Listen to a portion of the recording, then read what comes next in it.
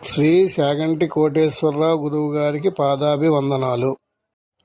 ప్రతిరోజు రాత్రి పడుకునే ముందు ఓం నమః శివాయ, ఓం నమః శివాయ, ఓం నమః శివాయ అని 3 మార్లు అనుకుని నిద్రించుట చాలా మంచిది.